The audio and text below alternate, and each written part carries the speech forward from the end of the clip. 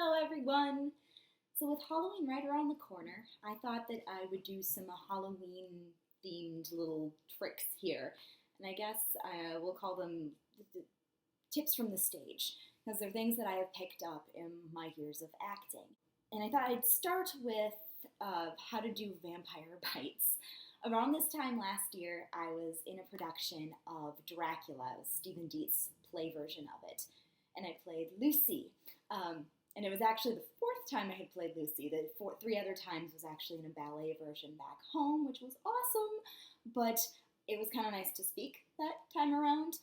So I thought that I would show how I did the vampire bite for the ballet, actually, not for the play. It was a little bit of a way quicker change, and so we had to do something very, very, very, very quick that I could do on stage in a blackout. So this isn't how I did it in the stage version, but it is how I did it in the ballet version, because I had a little more time. But I thought I would start with a little trick that I did in the play version, because people thought it was kind of cool.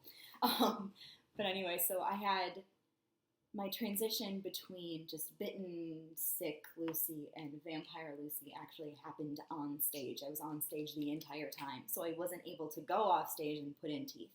They had to be hidden somewhere, and I had to physically put them on stage without the audience noticing too much. So I have this little teeny tiny case that actually came with my teeth when I bought them, and I hid them in my costume, three guesses where. And when Mina put me to bed, she kind of stayed by me, and I pulled the blankets up, and I got them out, and got them out of the case and into my hand, and I snuck them into my mouth, and this is what I did with the blankets up over my face.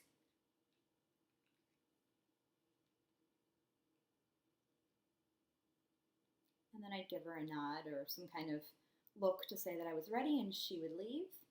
And then in the very next scene, I was ready to be all Lucy vamped up. These are actually really, really fun. I bought them from Hot Topic. I cannot remember the name of the brand off the top of my head, but they're really cool because they actually mold to your canines. So like they're actually stuck on. And these are the smaller versions. They're much easier to talk around. They don't put too much of a speech impediment on you. The longer ones do. But anyway, that's just kind of my little trick of how I got my vampire teeth in and how I did a quick little shift on stage. So I'm going to get these out, and we're going to keep on going. To get started, to make the vampire teeth, you're going to want to first just start with a normal black eyeliner pencil. This one just happens to be the 0 from Urban Decay. I believe it's called the 24/7 Glide On Eye Pencil. Mine's kind of starting to get down to the ends here, so I've lost most of the name. Pretty sure that's what it's called. And you actually want it to be fairly dull. This one might be a little bit too dull now that I look at it again. Because you don't want that really fine point like you would want to actually line your eyes. You want to be able to make a bit of a circle in there. So what I do, I have my mirror over here if you're wondering why I keep looking over here. I just kind of judge where my canines are, or if you are able to kind of look, whoever's supposed to, if you're in a play or something, look at your Dracula or whatever. But just to get a kind of more realistic look, kind of judge where your canines are, and then put them wherever you want them to be. My hair out of the way. So somewhere kind of around your artery. Okay.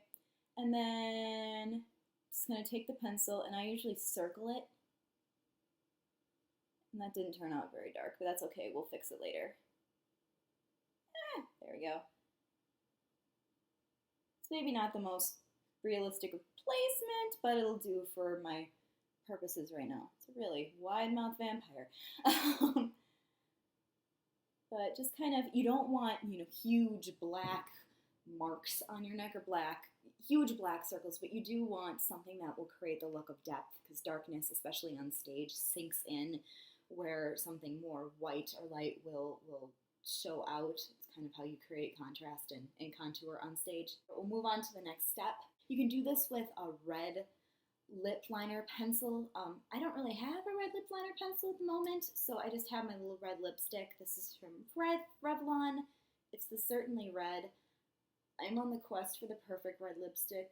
This doesn't look quite right on me for some reason. It's a very pretty lipstick and everything. It just is not what I was looking for. What I did is I took a bobby pin and I just kind of stretched it out so that I could easily get at one of the ends. And you just kind of take the red lipstick and get a little bit on the end of your bobby pin. Or you can just, if you have a lip liner pencil, you can just do exactly basically what you did with the black one. But with this, I'm just going to take that red lipstick and put it in the center of each little black dot. I know that my computer is not the greatest and my light is not the greatest. I'll try and scooch in just a little bit. And just put it in the center. Yeah, my skin is the kind of skin that if I touch it or do anything to it, it turns red. So I'm already looking kind of irritated, which is good for a vampire bite, but it's not going to stay. So I've got the little red in there to kind of give the illusion of the blood a little bit. I'm just going to take another black eyeliner pencil. This one is I think it's the Ink It from CoverGirl. The lettering is already worn off. And I'm just going to kind of lightly go around the red just to kind of correct whatever I maybe wiped away or just didn't show up quite well enough.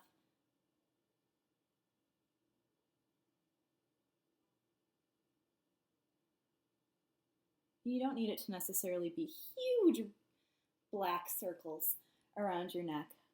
Just a little bit so that it's, again, just the definition between the red and the black, and to just make it look a little bit more like a puncture wound. And then the next step that kind of will make it look a little bit more realistic is you want some kind of color, whether it's a blush and an eyeshadow, something that is kind of a rusty, corally color. What I would suggest and what we use in the theater is, if you're able to find it, is Ben Nye. This is they call it the Dried Chic Rose blush in the shade Dark Tech, or what we call in the theater sometimes boy blush. This is usually the blush that the men use. And I've actually used it too for some looks. It's actually a really pretty color blush. It's just this kind of rose, or not really rose, it's a rusty coral color. Mine's kind of old and falling apart, but it can give also the illusion that your skin is irritated. So I'm just going to take a little teeny tiny brush. This one's, I think, actually from e.l.f., the professional concealer brush, just something with a very small tip. I obviously have used this to give this a try right before, so it's still got a little bit of the Dark Tech on it. So just get a little bit on there. And then you're going to go around the black lightly. You don't want huge streaks of orange on your neck. Just enough so that you are kind of going to give that illusion that your skin is a little irritated. I know this is really hard to see. But yeah, just go around the edges of that black and kind of fade it out. And it's just going to, again, just create another look with the irritation of the skin. As I've said like 6 times, I've said irritated. And then if you want to go one step further, this is all I really did for the first reveal of the bite, when I was feeling all weird and acting strange, and then they looked at my neck and, there was bites. This is all I did, but if you were doing this more for Halloween and wanted to add one more little level of gore, if you can get a hold of stage blood. A lot of places carry some version of stage blood. I've even seen it at Target. This one is the Ben Nye stage blood. Backwards in my camera, I know. But this one, yeah, it's just a little teeny tiny one that came in my makeup kit when I first took stage makeup. Just a little note, just because I like to say this. If it doesn't say that it is safe for use in the mouth, or it doesn't say anything like this is mint flavored, don't use it in your mouth, because it could be not good for you. This one is specifically for use in the mouth. We're not going to use it in our mouth right now. That's just kind of a complete side note that they usually tell us when we're working with stage blood.